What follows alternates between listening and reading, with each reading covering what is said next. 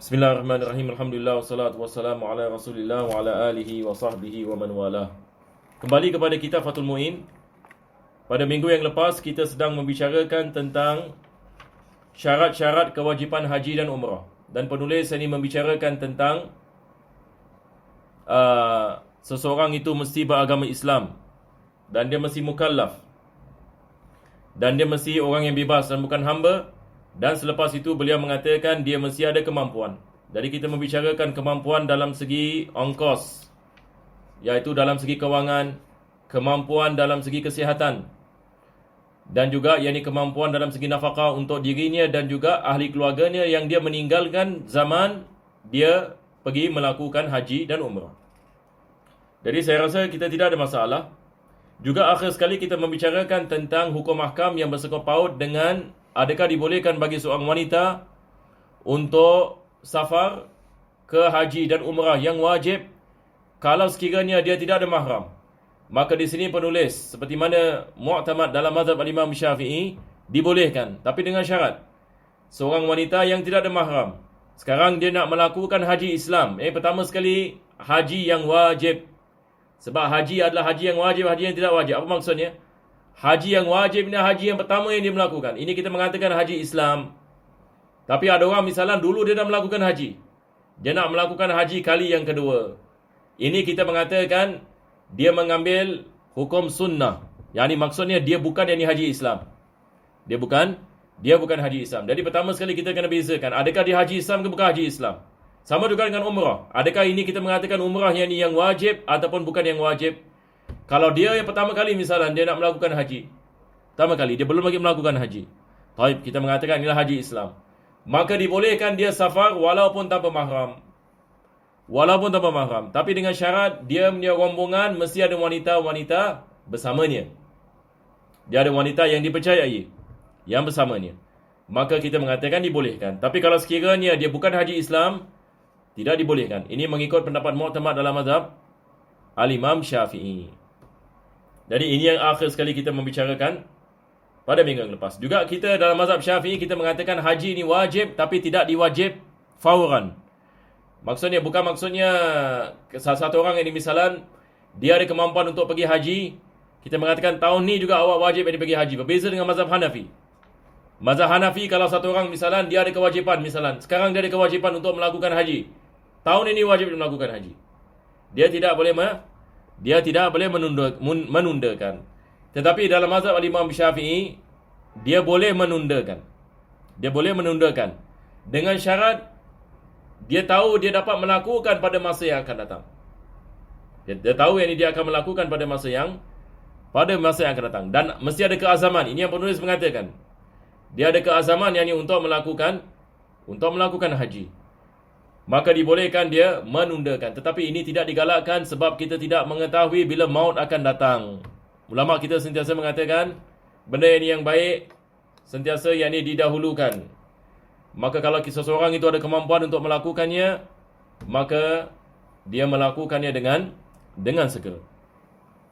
Jadi insya-Allah kita akan meneruskan daripada mana kita berhenti.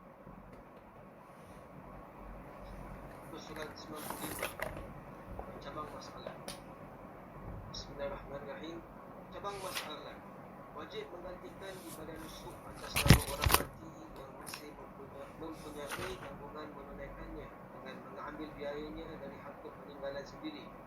Sebagaimana dari hadis ini pula diambil untuk melunasi hutangnya. Bila tidak mempunyai harta peninggalan, maka bagi ahli waris sudah menunaikan atas hutangnya. Dan boleh musuh ini dilakukan oleh orang bukan ahli waris, walaupun tanpa ada izin dari kepadanya. Wajib pula atas nama orang asing, iaitu bukan orang Arab yang ma'adzub, tak punya kekuatan fisik secukupnya, yang tidak kuat menunaikan susu sendiri, misalnya kerana lumpuh atau sakit yang tidak terharap sembuhnya, dengan upah sepatutnya yang telah lebih dari keperluan dirinya di waktu pengupahan dimaksud dan di luar harta gaya hidup dirinya dan keluarganya setelah waktu tersebut. Tidak sah menggantikan musuh orang makhluk tanpa seizin darinya, kerana ibadah haji itu perlu ada niatnya. Sedang dalam hal ini ialah yang Nah, ini adalah berkenaan dengan apa yang kita mengatakan haji badal. Biasa kita menggunakan perkataan yang ini badal. Maka di sini penulis beliau membicarakan pertama sekali adalah berkenaan dengan satu orang yang masih hidup lagi. Akan tetapi dia tidak mampu melakukan haji. Dia memberikan misal ma'dub. Ini satu orang paralyzed misalan. Dia tidak dapat bergerak. Tapi dia ada kemampuan harta misalan. Dia ada kemampuan harta tetapi dia tidak dapat melakukan haji dengan dirinya sendiri. Jadi beliau mengatakan diwajibkan bagi dia untuk dia pertama beliau mengatakan far'un fi hukmil inabah. Ini di dalam bahasa Melayu ada tak? Oh, haji. Dalam bahasa Arab mana lain sikit? Tak, dalam kitab dalam bahasa Arab ini dia ada atas dia ada tambah satu line ke atas. Dia membicarakan yang ini tentang dua perkara. Pertama sekali badal bagi orang yang masih hidup. Kedua, badal bagi orang yang sudah meninggal dunia. Tapi kita akan membicarakan kedua-duanya. Pertama sekali penulis mengatakan far'un tajibun inabatun an mayyitin alaihi nusukun min tarikatihi. Jadi beliau mulakan dengan membicarakan tentang badal bagi orang yang sudah meninggal dunia. Tamam? Jadi kita ada satu orang yang sudah meninggal dunia tapi belum melakukan haji. Maka diwajibkan dilakukan haji ke atasnya. Kalau sekiranya si mati ini dulu bila dia hidup, dia ada kemampuan untuk melakukan haji tapi dia tidak melakukan haji tapi dia meninggal dunia. Sebab itu dia meninggal dunia. Na'udzubillah min dzalik. Itu sebab di sini ulama kita mengatakan bahaya kita menangguhkan haji. Walaupun dalam mazhab kita mengatakan boleh kita melambatkannya, tetapi ini adalah perkara yang bahaya. Ditakuti apa? Ditakuti na'udzubillah min dzalik datang ajal. Kita ada hadis Nabi SAW yang ini barang siapa yang meninggal dunia dalam keadaan seperti ini dia boleh pilih sama ada nak mati Nasrani ataupun Yahudi. Jadi ini adalah perkara yang bahaya. Kalau sekiranya seorang itu dia meninggal dunia, dia belum lagi melakukan haji. Ini yang penulis mengatakan pertama sekali di sini. Nah, nanti selepas ini dia akan membicarakan badal bagi orang yang masih hidup. Di sini beliau mengatakan an mayyitin alaihi nusukun min tarikatihi. Sekarang kita wajib mengeluarkan daripada harta peninggalannya. Satu orang meninggal dunia, dia meninggalkan harta misalnya $20,000. Taib, berapa yang ni haji sekarang? Haji kita mengatakan 10,000. Wajib kita mengeluarkan 10,000 daripada harta peninggalannya. Tak boleh faraid dulu.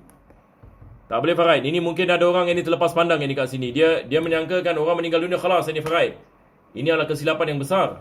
Faraid last akhir sekali yang ni bawa faraid. Kita kena tanya hutangnya dengan Allah sudah dibayar ke belum? Ada zakat ke tidak ada zakat? Ada fidyah ke tidak ada fidyah? Selepas itu hutang yang ini dengan manusia. Dia ada hutang dengan manusia ataupun ini adalah misal kita mengatakan hutang Allah. Hutang dengan Allah Subhanahu Wa Taala. Dia belum lagi melakukan haji. Khalas, kita mengambil daripada duit peninggalannya dan kita bayar seseorang untuk menghajikannya. Kita bayar seseorang. Sekarang kita lihat travel agent ada servis kan badal haji. Jadi mereka apa mereka buat kita bayar kat dia, lepas itu dia akan wakilkan ini seseorang ini untuk melakukan haji. Kama tuqda minha duyunuhu, seperti mana penulis mengatakan seperti mana dia punya hutang yang ini dibayar. Jadi ini adalah hutang dengan Allah Subhanahu Wa Taala. Tapi kalau sekiranya tidak ada duit dalam harta peninggalannya, ini adalah situasi yang kedua.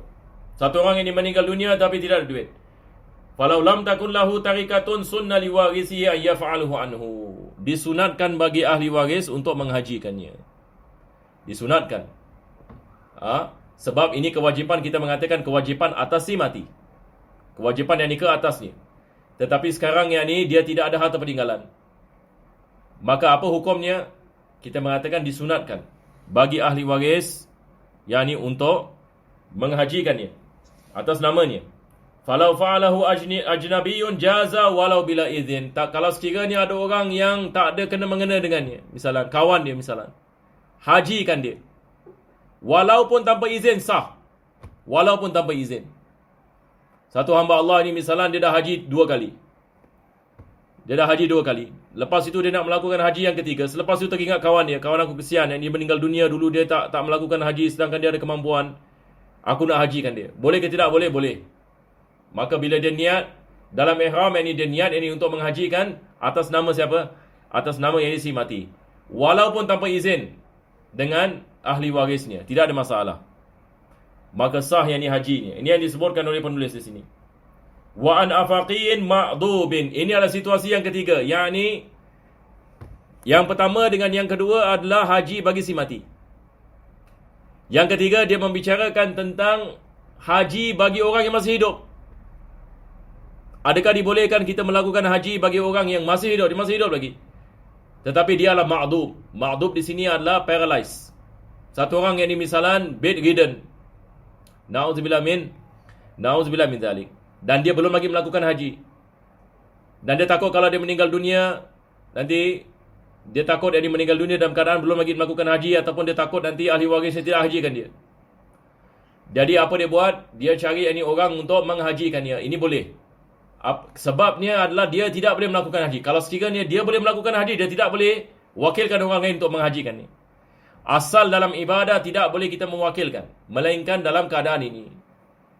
Kita tidak boleh mewakilkan solat misalnya. Solat boleh tak kita wakilkan? Satu orang ini dia tak nak solat, dia wakilkan orang lain ini untuk solatkan dia, tak boleh. Tapi haji, ini ada pengecualian. Sebab kita ada hadis Nabi SAW berkenaan dengan perkara tersebut. Jadi di sini beliau yang ini membicarakan yang ini tentang mewakilkan ini orang lain untuk menghajikan. Jadi beliau juga mengatakan selepas itu linahwi zamanatin au maradin la yurjabuhu. Sama ada kita mengatakan orang itu paralyzed, ataupun seseorang itu ada sakit yang mana doktor mengatakan ini orang tak boleh keluar daripada rumah, tidak boleh keluar negeri. Apa saja jenis penyakit yang bahaya yang boleh menyebabkan kematian kalau sekiranya dia travel misalnya. Ini juga kita mengatakan boleh dia mewakilkan orang lain untuk menghajikannya. Ataupun yang ini dia ada penyakit yang mana tidak ada cara untuk mengobatinya.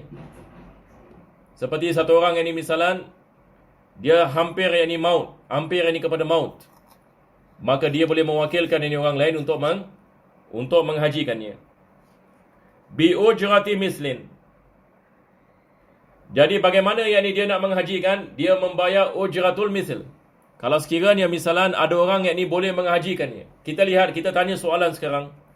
Sekarang untuk melakukan haji berapa? Berapa yang ni untuk melakukan haji? Kalau kita mengatakan 10,000 yang ni misalnya, ini kita panggilnya ujratul misl. Yang ni maksudnya kebiasaan pembayaran yang dibayar. Kebiasaan yang pembayaran yang dibayar. Kalau sekiranya satu orang itu dia meminta misalnya dalam lingkungan ini tidak ada masalah. Jadi dia mewakilkan dan dia membayar yang ini ujratul misl. Boleh faham insya-Allah? Fadalat amma yahtajuhu al-ma'dubu yawm al-istijar wa amma ada ma'unata nafsi wa iyalihi ba'dahu. Sekarang penulis ini dia memberikan misal satu orang dia misalan paralyzed. Lepas itu kita mengatakan wajib dia mewakilkan orang lain badal haji baginya. Baik, dia mengatakan berapa banyak? 10,000. Jadi dia mengatakan 10,000 saya ada. Tapi adakah dia mengatakan 10,000 yang ini sahaja? Kalau dia mengatakan saya hanya ada 10,000, tapi saya juga memerlukan wang ini untuk diri saya dan nafkah bagi ahli keluarga saya, untuk bayar saya punya bil misalnya, saya punya api air. Kalau saya memberikan ke semua yang ini 10,000, saya dah tak ada duit, kosong duit. Jadi saya ada masalah nanti. Di sini kita mengatakan tidak ada kewajipan yang ini ke atas ni. Maksudnya dia mesti ada wang yang melebihi yang dia memerlukan bagi dirinya dan ahli keluarganya. Bukan maksudnya dia mengeluarkan duit ini untuk haji, selepas itu yang ini dia dalam masalah. Sebab yang ini dia ada nafkah yang ini untuk dirinya dan juga ahli keluarganya. Jadi di sini sama juga seperti mana kita membicarakan sebelum ini. Yang ini dia mengeluarkan duit dan dia juga yang ini meraihkan nafkah ini bagi dirinya dan ahli keluarganya. Kalau sekiranya dia ada duit yang lebih misalnya dan dia ada wang ini untuk nafkah bagi dirinya dan ahli keluarganya, maka dia mengeluarkan wang tersebut untuk badal haji. Selepas itu penulis ini mengatakan, wa amma ada ma'unata nafsihi wa iyalihi ba'dahu wa la yasihu an yahujja an ma'dhubin bi ghairi idnihi. Di sini penulis mengatakan tidak sah kalau kita melakukan badal haji bagi seseorang yang masih hidup melainkan dengan keizinannya. Jadi di sini kita membezakan orang yang hidup dengan orang yang mati. Orang yang mati tadi kita mengatakan satu orang melakukan haji baginya, adakah diwajib izin? Tidak diwajibkan. Tetapi di sini kita mengatakan wajib izin. Apa sebabnya? Cuba kita faham. Kenapa diwajibkan kita melakukan haji dengan izin bagi orang yang hidup tapi tidak diwajibkan izin bagi orang yang sudah mati? Sebab izin daripada orang yang hidup ini dia boleh niat. Dia masih hidup lagi. Maka dia wajib mewakilkan niat. Dan niat yakni mewakilkan haji kepada orang lain. Sekarang niat wajib daripada dirinya. Dia masih hidup. Orang mati dah tak boleh niat. Betul ke tidak? Ini bezanya. Jadi itu sebab kita tidak boleh melakukan haji baginya melainkan dengan keizinannya. Melainkan kalau dia mewakilkan, dia mengatakan baiklah. Dia mengatakan aku wakilkan kau untuk melakukan haji yang ini bagi aku. Khalas. Kita mengatakan sah. Penulis mengatakan li'annal hajja yaftakiru linniyati. Sebab haji memerlukan kepada niat wal ma'dubu ahlun laha walil idni. Orang yang paralyzed ini dia boleh niat ke tak boleh niat? Boleh niat. Penulis mengatakan ahlun laha. Yani dia boleh melakukan niat. Dia ada keahlian ini untuk melakukan niat. Dan juga dia ada keahlian untuk memberikan izin sebab dia berakal. Dia masih hidup lagi. Maka wajib yakni kita meminta izin daripadanya. Siapa ada soalan? Ustaz, jadi satu kriteria yang mana orang yang nak buat badal haji seorang itu, dia mesti dah buat haji. Ya, betul. Dia mesti sudah melakukan haji. Kenapa? Sebab bila dia belum lagi melakukan haji, kalau dia melakukan haji yang pertama, ini haji Islam baginya. Ini adalah haji yang wajib baginya. Maka dia tidak boleh melakukan dua kewajipan dalam satu. Kita tidak boleh melakukan satu kewajipan, lepas itu kita niat kewajipan bagi orang lain. Tidak boleh.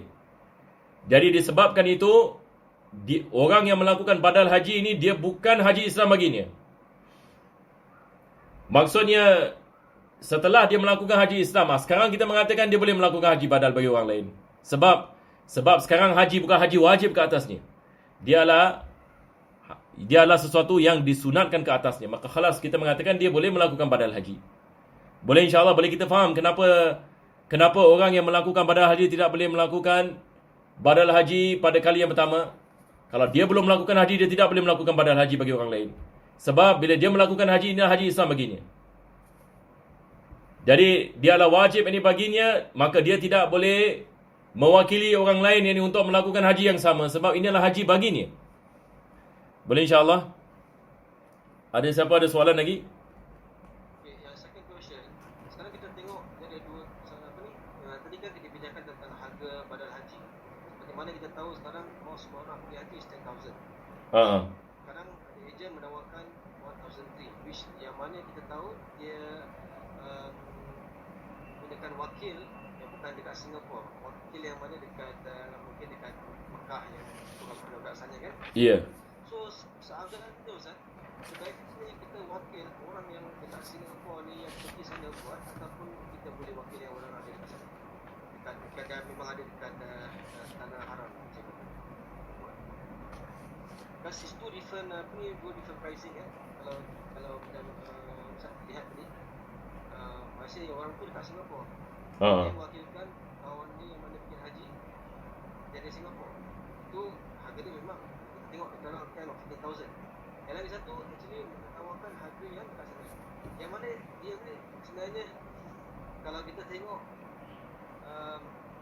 dari segi logik, apa yang dia harus keluar tu, itu yang harus keluarkan. 15,000 lah. Dia begini ya. Kenapa penulis mengatakan ujratul misal? Sekarang kita nak faham ya. Kenapa penulis mengatakan ujratul misal? Maksudnya dia mengatakan kalau sekiranya dia dapat orang untuk melakukan badal haji baginya, tapi orang ini meminta kos yang lebih tinggi daripada ujratul misal, tidak diwajibkan. Ia hanya diwajibkan kalau sekiranya dia ujratul misal dan ke bawah. Jadi tadi saya memberikan misal, kalau kita mengatakan misal ni, $10,000. $10,000. Dan dia dapat satu orang melakukan badal haji baginya $10,000. Sekarang wajib ke atas dia. Wajib ke atas dia. Kenapa? Sebab ini ujratul misl. Ujratul misl. Ataupun kurang daripadanya. 9,000, 8,000. Maka wajib ke atasnya. Tapi kalau dia minta 11,000 misalnya. 12,000, 13,000. Adakah diwajibkan ke atasnya untuk bayar? Tidak diwajibkan. Tidak diwajibkan. Tapi antum persoalan adalah berkenaan bagaimana kita nak menentukan ujratul misl. Ini kita nak kena bahas. Ini kita nak tanya hari ini misalan. Sekarang kita nak wakilkan satu orang untuk melakukan badal haji. Kita nak wakilkan satu orang yang melakukan badal haji. Ada orang yang misalan kenal orang di Makkah misalan. Senang. Dia wakilkan orang yang memang ada dekat Makkah. Ini murah. Nampak? Memang dekat Makkah pun ada orang yang bikin servis yang ni badal haji. Ada orang yang ni miskin, tak kenal orang. Tak kenal, dia kenal yang travel agent je. Travel agent tentu sekali akan naikkan harga. Wallahualam, saya pun tak tahu berapa sekarang. Jadi kita kena lihat sekarang keadaan. Kalau sekiranya harganya misalan yang mereka naikkan harga yang tak berpatutan, maka tidak diwajibkan ke atas. Jadi soalan yang ini kalau kita kembalikan, berapa ini ujratul misl? Maka ini memerlukan bahas. Ini memerlukan bahas. Misalan kalau di Singapura misalan, satu orang yang ini nak melakukan badal haji daripada Singapura, berapakah yang perlu dia dibayar? Yang perlu dibayar biasanya berapa? Jadi ini kita ada range kan? Kita ada range. Yang paling murah mungkin wallahualam mungkin boleh dapat 3,000 sampai yang ini 10,000 dan sebagainya. Jadi kalau orang yang tahu yang tentang perkara ini, dia boleh dapat ini yang murah. Jadi tapi ala kulli hal kita faham ini apa yang dimaksudkan oleh penulis di sini. Dia mengatakan kalau kita dapat ujratul misl maka wajib. Kalau tidak ada ujratul misl maka tidak diwajibkan. Ini yang disebutkan juga di dalam hasyiah. Penulis mengatakan qauluhu bi ujratil misl.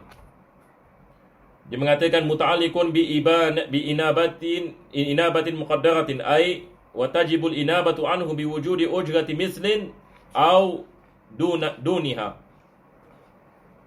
In radiyal ajiru bihi la bi aktsar. Yani dia mengatakan tidak dibolehkan kalau sekiranya dia lebih daripada ujratul misl.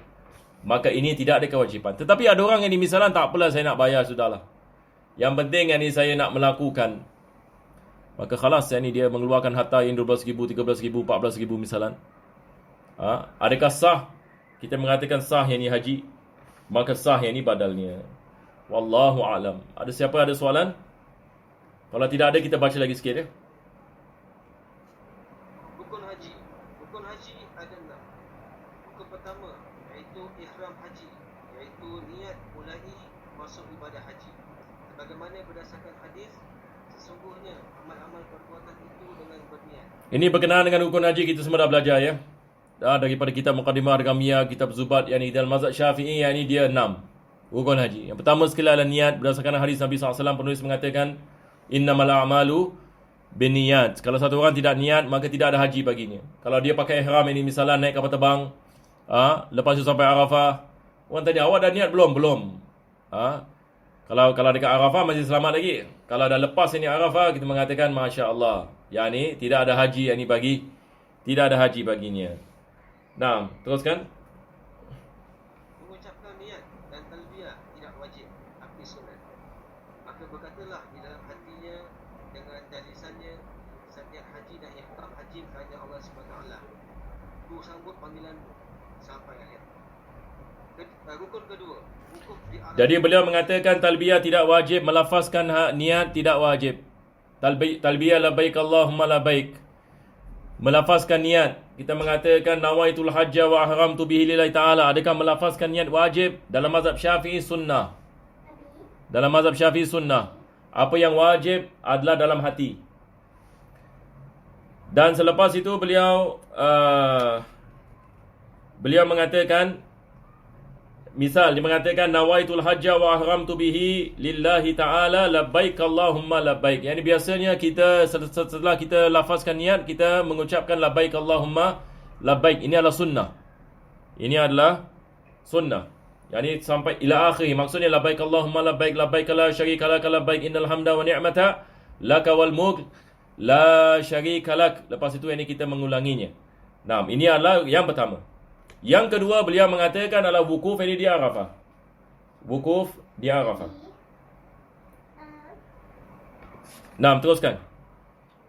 Wukuf kedua, wukuf di Arafah, iaitu menghadiri walaupun sejenak di sudut mana saja sambil duduk atau di Give me 5 minutes to finish my class. hadis riwayat Al-Tirmizi, haji adalah Arafah. Masjid Ibrahim dan Padang Namirah tidak termasuk wukuf Arafah. Bagi kaum lelaki yang lebih afdal adalah kesungguhan memilih tempat wukuf Rasulullah SAW, iaitu pada batu-batu besar yang telah sama-sama kita kenal di lembah Rahmah, Jabal Rahmah. Tempat tempat ini disebut Arafah. Suatu pendapat menyebutkan kerana di sinilah Nabi Adam dan Hawa berta'awun. Pendapat lain mengemukakan bahawa itu waktu melaksanakan wukuf adalah di antara tergelincirnya matahari Arafah tanggal 9 Zulhijjah sampai terbit fajar. Nah, di sini penulis beliau membicarakan ini tentang di mana yang ini Arafah. Jadi beliau mengatakan Arafah ini adalah ini sesuatu tempat yang dihadkan. Jadi beliau mengatakan diwajibkan seseorang itu menghadiri wukuf ini di Arafah, dan ini berlaku ini pada hari 9 ini Zulhijjah, bermula daripada waktu zawal. Maka wajib ini kita berada ini di Arafah walaupun seketika. Walaupun satu orang ini dia berjalan waktu ataupun drive through, boleh. Yang penting ini dia mesti seketika. Dia mesti berada dalam kawasan yang ini Arafah. Jadi beliau mengatakan bi ayyi juz'in minha walau lahdatan wa in kana na'iman aw maran. Walaupun dia tidur. Dia tidur. Sah ke tidak wukufnya? Sah. Ataupun maran, yakni dia berlalu. Dia naik kereta misalnya, dia berlalu saja. Sah. Selepas itu beliau mengatakan li khabar Tirmizi al-hajju Arafah. Yani haji itu adalah Arafah. Maksudnya wukuf di Arafah ini adalah rukun yang paling penting.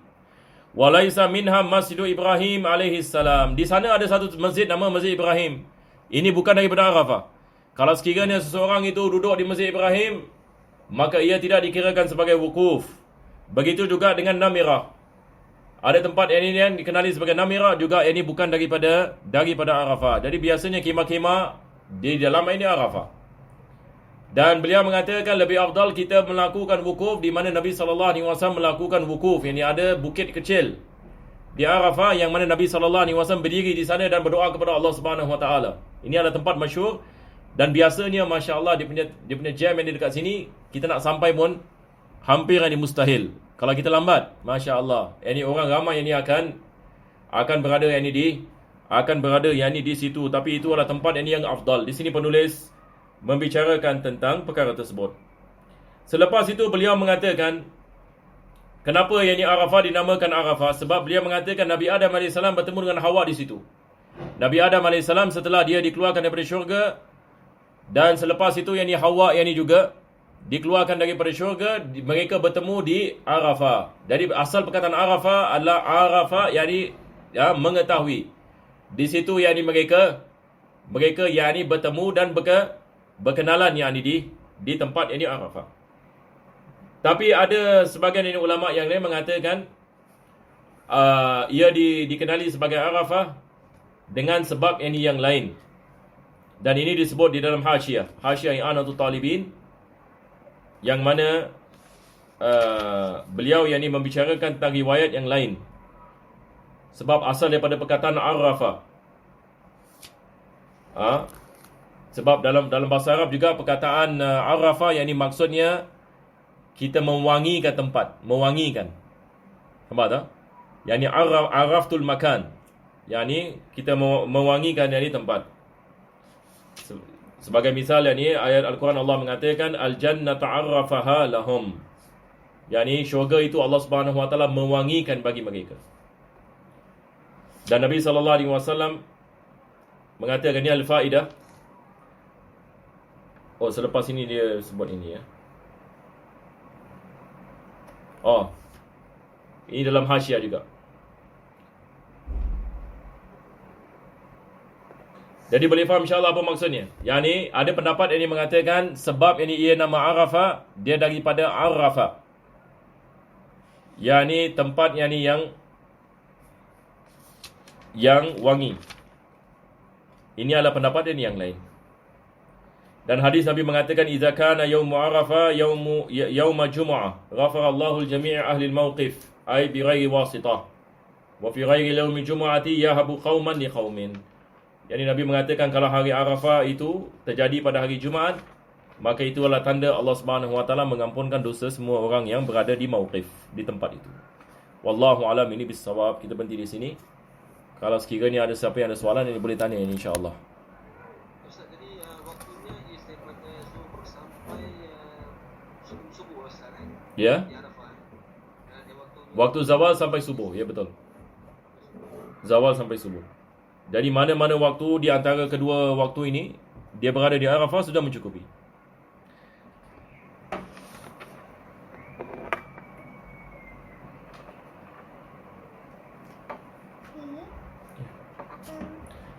Faster, Pak. Apa keep kacauin my friend. So she wants to go home. I want to play with her. So can I go Nanti to the house? wait. No, wait. Give me 5 minutes.